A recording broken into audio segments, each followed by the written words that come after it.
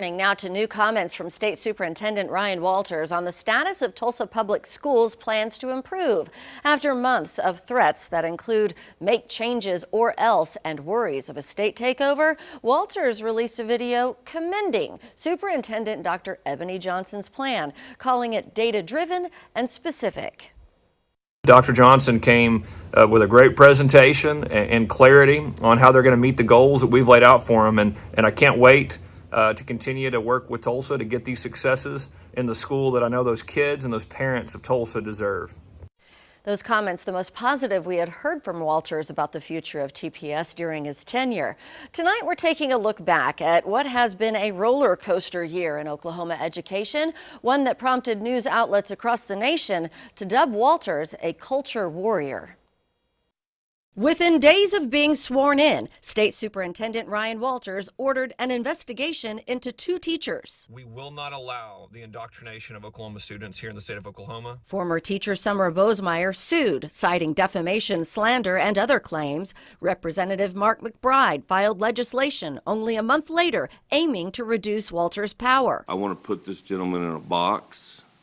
I hate to be that blunt, but we have got to focus on public education and not his crazy destruction of public education. None made it through, and more attempts are expected next session.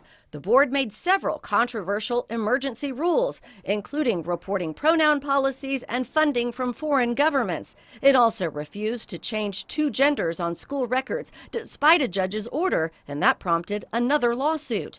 In April, Walters announced a plan to tackle the teacher shortage with large signing bonuses. He claimed up to 950 teachers applied.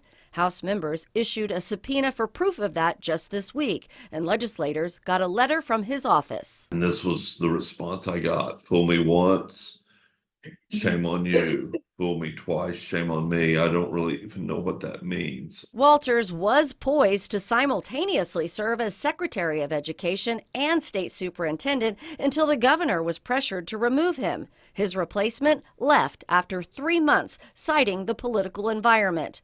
More lawsuits came in May. 2 employees cited wrongful termination for giving public documents to the media. I couldn't believe somebody in public office would do that. Public office means that you're working for the public. Walters made waves when pressured about whether he applied for millions of dollars in federal grants. I don't negotiate with the teachers union. They're a terrorist organization that is content. Members. The grant writer resigned, saying Walters refused to sign off on grants. By summer, meetings got more packed and more heated. As a dad, surely you can understand how dangerous calling teachers terrorists is. It is so dangerous. 2 men got charged with disturbing state business, one for assault during a scuffle outside the boardroom. Then State Auditor Cindy Byrd announced hundreds of thousands of dollars in questionable spending when Walters was Secretary of Education. That is now under an investigative audit. And then the rally in Tulsa, prompted by a prayer debacle at a graduation ceremony, but quickly turned to Walters' hyper-focus on the district's academic improvements. Ultimately, under pressure, Dr. Deborah Gist stepped down and was replaced by Dr. Ebony Johnson. TPS continues to hold monthly progress reports to the state board as Walters has threatened they must improve outcomes quickly and hints at a state takeover. Some other divisive decisions include teaming up with PragerU, a conservative platform for students, and the approval of the nation's first religious charter school, St. Isidore.